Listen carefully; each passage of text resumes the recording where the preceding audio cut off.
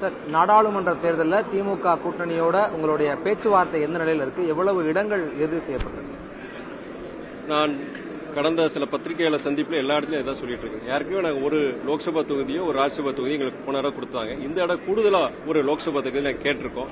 முதல்கட்ட பேச்சுவார்த்தை பொறுத்த வரைக்கும் இந்த எண்ணிக்கையை நாங்கள் கொடுத்துருக்கிறோம். அவங்க கண்டிப்பாக பரிசீலனை பண்ணணும்னு சொல்லியிருக்கிறாங்க. ஒரு பாசிட்டிவாக தான் இருக்கு. நாங்கள் நம்பிக்கையோடு இருக்கிறோம். நாங்கள் அடுத்த கட்ட பேச்சுவார்த்தை பொறுத்தவரைக்கும் அனைமனை அடுத்த ஒரு வாரம் 10 நாள் முடிஞ்சிடும் நினைக்கிறேன். சுமூகமாக முடியும் ஒரு நம்பிக்கை இருக்கு. எங்களை நல்ல கௌரவமான முறையில் நடத்துறாங்க. சின்னம் என்ன நிலையில சார்? சின்ன தொடர்பாக என்ன முடிவு எடுக்கிறீங்க? உதயசூரியனில் போட்டியிடுறதாக நிலைப்பாடு இருக்கா? ஒவ்வொரு அரசியல் இயக்கத்திற்கும் ஒரு சின்னம் உண்டு. அந்த இயக்கத்தினுடைய நிர்வாகிகள் தொண்டர்கள் மத்தியில் அந்த சின்னத்தில் நிற்கணும் தான் ஆசைப்படுவாங்க. அதே தான் எங்க கட்சியிலையும் பொறுத்த வரைக்கும். ஆனால் கடந்த முறை பொறுத்த வரைக்கும் எங்களுக்கு பம்பர சின்னம் எங்களுக்கு கிடையாது. எங்களுக்கு வந்து ரெகக்னிஷன் போயிருச்சு.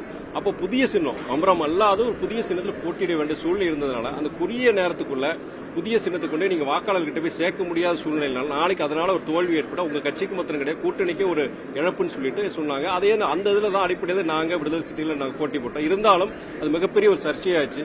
ஒரு அரசியல் இயக்கம் ஒரு ஜனநாயக நாட்டில் ஜனநாயகம் இருக்கணும்னா அது வந்து அந்தந்த கட்சிகள் அந்தந்த சின்னத்தில் போட்டி போடணும்னு சொல்லிட்டு ஒரு இது இருக்கு. அதனால சில சட்ட சிக்கல்களும் இருக்கு.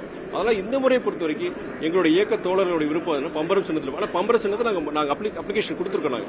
நீங்க எலெக்ஷன் கமிஷன் ஸ்டேட் எலெக்ஷன் கமிஷனும் சரி நீங்க அங்க நேஷனல் எலெக்ஷன் கமிஷனுக்கு அந்த அப்ளிகேஷன் கொடுத்துருக்கோம். பரிசீலனை பண்ணி எங்களுக்கு அந்த பம்பர சின்னத்தை கொடுங்கன்னு சொல்லி கேட்டிருக்கோம். நம்பிக்கையோடு இருக்கிறோம். நாங்கள் கண்டிப்பா கிடைக்கணும். ஒரு அதே நேரத்தில் எங்களுடைய கூட்டணி தலைமை முதலமைச்சர் அண்ணன் தளபதி கிட்டையும் எங்களுடைய இயக்கத்துடைய நிர்வாகிகள் தொண்டர்களுடைய ஒட்டுமொத்த அந்த இதை நாங்க அந்த கோரிக்கை என்னன்னா எங்களுக்கு மறுபடியும் எங்களுக்கு தனி சின்னத்தில் நிக்கணும்னு சொல்லி நாங்க வாய்ப்பு கொடுங்கன்னு சொல்லி கேட்டிருக்கோம். கண்டிப்பா ஒரு தாயுள்ளத்தோடு அது ஒரு பரிசீலனை பண்ணி நல்ல ஒரு முடிவை சொல்வார் நம்பிக்கையோடு நாங்க இருக்கிறோம். சார், ஒருவேளை உங்களுக்கு பம்பரம் கிடைக்காத பட்சத்தில் நீங்க சொன்னீங்க கூட்டணிக்குள்ள ஒரு ஜனநாயக மாண்பு கடைபிடிக்கப்படுது அப்படின்னு, அந்த பட்சத்தில் உங்களுக்கான தனி சின்னம் என்னவாக தேர்வு செய்யப்படக்கூடிய? அது முடியாது, கடந்த தேர்தல் மாதிரியே இப்பவும் உதயசூரியனில் நிக்கலாம் அப்படின்ற ஒரு பரிந்துரையை கூட்டணி தலைமை முன் வச்சா என்ன முடிவு எடுக்க? நீங்க சொல்ற மாதிரி நல்ல வேலை பரிந்துரைன்னு சொன்னீங்க. பரிந்துரை தான், அவங்க பரிந்துரை சொல்லுவாங்க. நாங்களும் எங்களுடைய இயக்கத்தோட முக்கிய நிர்வாகிகளுடைய கருத்தை நாங்கள் சொல்ல போறோம். ஒரு சுமூகமான ஒரு முடிவு வரும் தான். ஆனா ஒரு ஜனநாயக நாட்டில் அந்தந்த அரசியல் இயக்கங்கள் அந்தந்த சின்னத்தில் நிக்கிறதா நல்லது. இன்னொரு கட்சி சின்னத்தில் நிக்கிறது ஒரு ஆரோக்கியமானது கிடையாதுங்கிற அந்த நிலைப்பாடு நாங்களும் இருக்கிறோம். சார், எந்த தொகுதியில திரு துரை வைகோ போட்டியிட போறாரு? எந்த தொகுதிங்கிறது அதாவது இனிய நாங்க சீட்டு எண்ணிக்கை முடிவு பண்ணல. அப்போ அவங்க எண்ணிக்கை முதல்ல அதுக்கு ஒரு முடிவுக்கு வரணும். எண்ணிக்கை முடிவுக்கு வந்ததுக்கு அப்புறம் அப்போ நாங்க இந்த தொகுதி அந்த தொகுதியை கேட்போம். பொதுவாக அந்தந்த உதாரணம் பார்த்து தெற்க போனீங்கன்னா அவங்க விருதுநர் சொல்றாங்க. இப்போ மத்திய மாவட்டங்கள் பொறுத்த வரைக்கும் திருச்சியில் நல்லா இருக்கும். ஒரு காஸ்மோபாலிட்டனது உங்க அங்கே இயங்குறதுக்கு நீங்க செயல்படுறதுக்கு நல்லா இருக்கும் நீங்க அப்படின்னு சொல்லி சில தோழர்கள் சொல்றாங்க. சென்னையை சார்ந்தவங்க வந்து அங்கே சென்னையில் ஏதாவது தொகுதி கேளுங்கன்னு சொல்றாங்க. கொங்கு மண்டலத்து கோயம்புத்தூர் இருக்கு. அது மாதிரி ஒவ்வொருத்தரும் ஒரு பட் என்னன்னா இயக்க தலைமையை பொறுத்த வரைக்கும் அவங்க ஒரு முடிவுக்கு வருவாங்க. அதெல்லாம் என்னன்னா அடுத்த கட்டம், அதாவது சீட்டு எண்ணிக்கை எத்தனை சீட்டுன்னு சொல்லி முடிவானதுக்கு அப்புறம் இயக்க தோழர்களுடைய கட்சி நிர்வாகிகளுடைய முடிவுகளுக்கு அப்பால வந்து உங்களுக்குன்னு சில பர்சனலா கனெக்டிவ் ஆகிற இடங்கள்னு ஒன்று இருக்கும். இங்க நின்னா நமக்கு வாய்ப்புகள் இருக்கும்னு உங்களுக்கு தோன்ற இடம்? வாய்ப்புகளோட 2 விஷயம். வெற்றி வாய்ப்புகள் ஒண்ணு, நீங்க வெற்றி பெற்ற பிறகு நீங்க நல்லா செயல்படக்கூடிய ஒரு சூழல் இருக்கணும். அதான் நான் மெயினா பாக்குறேன். ஏன்னா என்ன பொறுத்த வரைக்கும் ஒரு மனசாட்சி இருக்கிற ஒரு அரசியல்வாதி யாரா இருந்தாலும் சரி உங்களை நம்பி ஓட்டு போடுறாங்க. மறுபடியும் போய் அந்த ஜனங்களை மறுபடியும் சந்திக்க வேண்டும். அடுத்த 2026 தேர்தலை போய் சந்திக்க வேண்டியிருக்கும். அந்த 2026 தேர்தல் 2 வருஷத்துல நான் டெலிவர் பண்ணணும். அப்போ அதுக்குண்டான சூழல் இருக்கணும்.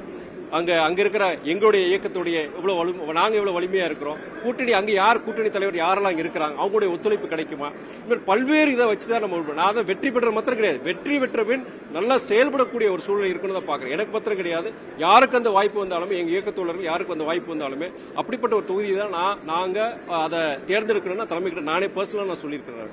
சார், உங்களுடைய இயக்க தோழர்கள்லாம் நீங்க நேரடி அரசியல்ல தேர்தல் அரசியல்ல களம் காணணும், இங்க வெற்றி பெற்று நாடாளுமன்றத்தில் உங்களுடைய கருத்துக்களை பதிவு செய்யணுன்றது அவங்களுடைய விருப்பமா இருக்கு.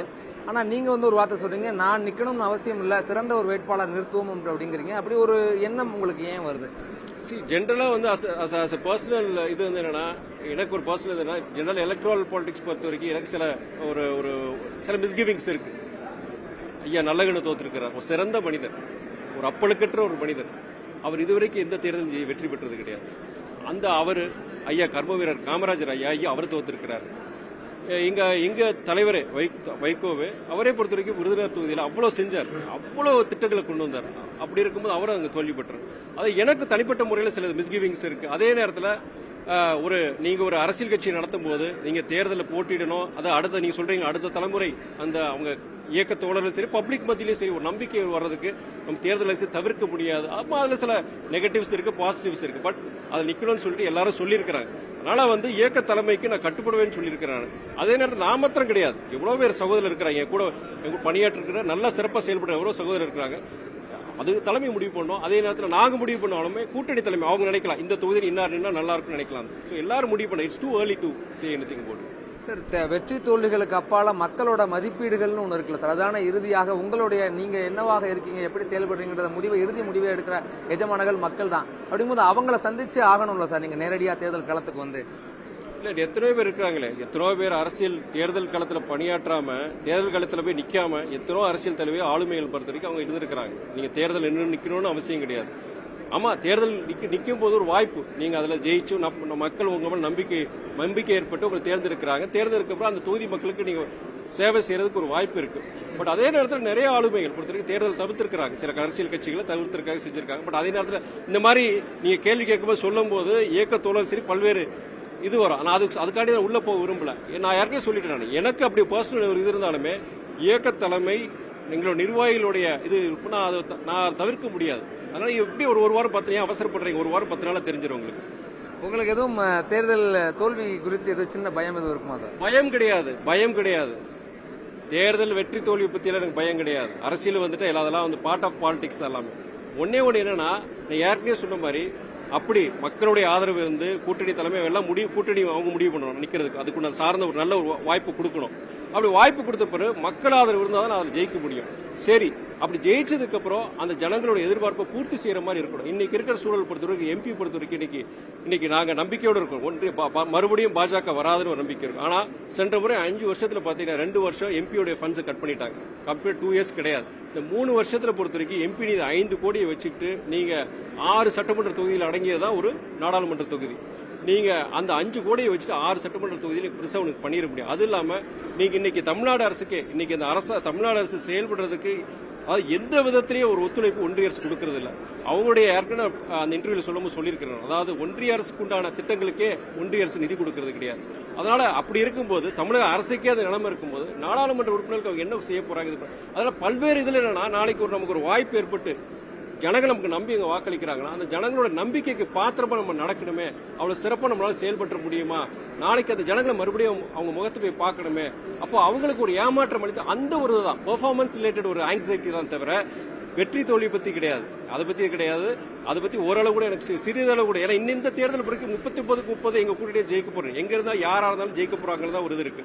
பத்திரிகைகள் இந்தியா பொறுத்த வரைக்கும் ஒரு சின்ன ஒரு சந்தேகங்கள். ஆனா தமிழ்நாடு பொறுத்த வரைக்கும் முழுக்க நம்முடைய தமிழக முதலமைச்சர் தலைமையிலான இந்த கூட்டணி பொறுத்த வரைக்கும் அமோக 100% வெற்றி தான்.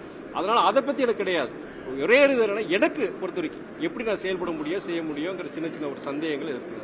சார், உங்க கட்சியின் சார்பில் போட்டியிடக்கூடிய வேட்பாளர்களை முடிவு செய்யக்குள்ள கூட்டணி தலைமையுடைய பங்கு எந்த அளவில் சார் இருக்கு? அவங்களுடைய தலையீடுகள் இருக்கா?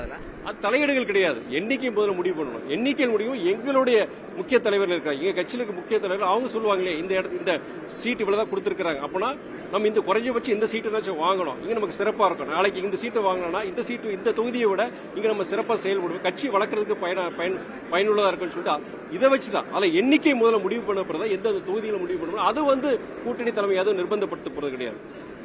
எப்ப சார் அந்த அதிகாரப்பூர்வ அறிவிப்பு வருது? ஒரு வாரத்தில் வந்துடும். நன்றி. Thank you sir.